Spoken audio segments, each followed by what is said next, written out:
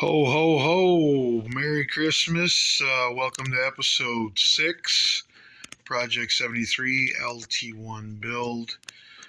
Um, gonna go, thought we were going a little forward. We could take a couple steps back. We got the holidays, got some things going on, a couple of weird issues, oversights on my part, I guess. Um,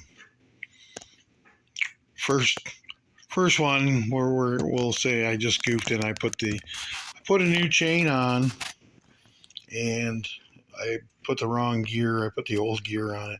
Seemed to have a lot of slop in it. Put this gear on. It's a GM gear, but it's only got a couple thousand miles on it. So with the new chain, Chloe's chain, it's still got some flex in there, and I didn't want it tight on purpose. Say that really could actually cost you some horsepower. So um, I don't know if you guys caught the snippet on before the end of the cam. We'll kind of get into it here after the first of the year of that magic name that deals with the LT1 stuff, the Lloyd Elliott. And this cam's got 4 degrees ground into it advanced, so a little bit of chain slop is definitely not going to hurt it. Um, if I'm losing a degree or even two, it's still doing what it's supposed to be doing. So that shouldn't be a big deal.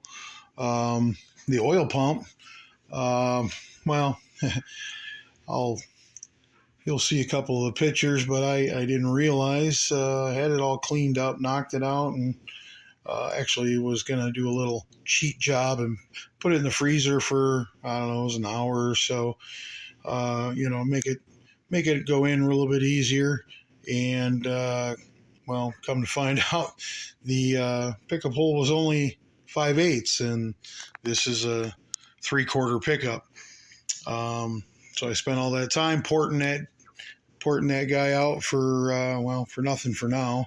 We're going to save it back with the old pump, and if something needs a fill in, like my truck, might put that in there.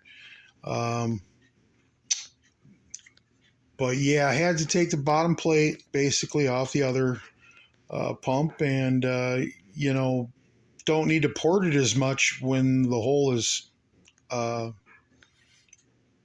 bigger. There was just a sharp edge on the very top, so it only took a couple minutes of cleaning it up, getting it ready, and then basically reinstalling the pickup.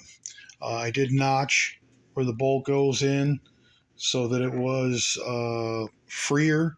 It wasn't bound like when I took it apart. Gave it a little better angle there, and I guess maybe not have to knock it in quite as far, because now my pan clearance is good. Um, the bolts line up no problem for the pan, and everything looks quite a bit better. Just actually open the gasket, good old Rock Auto parts there, but I think it's like a mall gasket because it looks like the one I had, and good quality, fit looks good.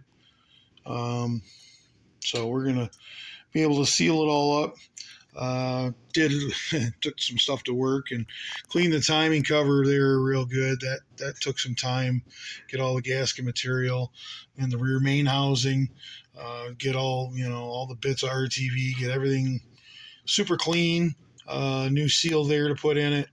So we've got that stuff ready to basically assemble for good. But we're gonna do the piston to valve clearance checking, which I guess that's my screw up.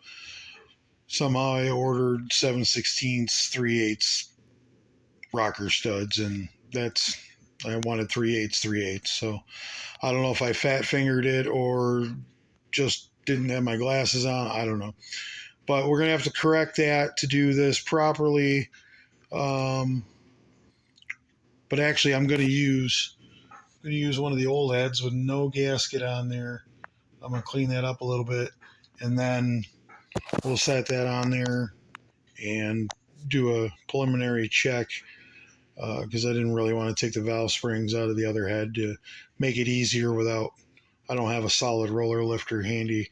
Maybe if I can take an old one and make it solid, maybe that'll work. But yeah, that's not a issue right this particular moment. We just got to get everything else handled. And with the oil pan bolts, I had some uh, new stuff, but I guess it's meant for the old style Chevy, because the main bigger bolts aren't long enough to get through the support rails. So we're going to clean up the old ones. There's really nothing wrong with them. We got our heart washer here. Looks like it's dissolved up all the gum and goodie off there. Wire wheel them up so that we can reuse those.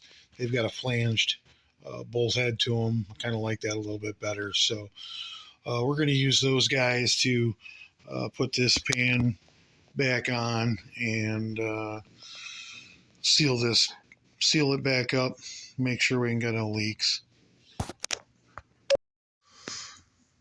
Okay, well, as you know, last time we put the cam in it, really didn't think anything of it, was getting to the timing deal and to put on our water pump drive gear, and noticed a bit of a disturbing discovery. And still not sure if I'm that worried about it, because it's not really a super load bearing place, but we have a crack through that bowl hole into the back of the bearing. Now on the other side, you can't see anything, so I don't know. It's into the hole, so there's really nothing to drill there. Not sure how it would be drilled going the other way to just make sure that crack doesn't go. I'm going to continue fitting this stuff just to make sure. Might have to tear everything apart to do and fix this, or maybe not worry about it. I'm not sure yet. Anybody had any issues like that, you could feel free to let me know. I don't know how or why or where, how it got missed. But definitely kind of sank my heart a little bit. I guess every rose has got to have a thorn. So see what this is going to turn into. Like I said, kind of think it's nothing, but not sure. Not sure what else can be done. Got to look into it a little bit. Thanks again. We'll catch up with you next time. New year, new start. Get this thing ready to go.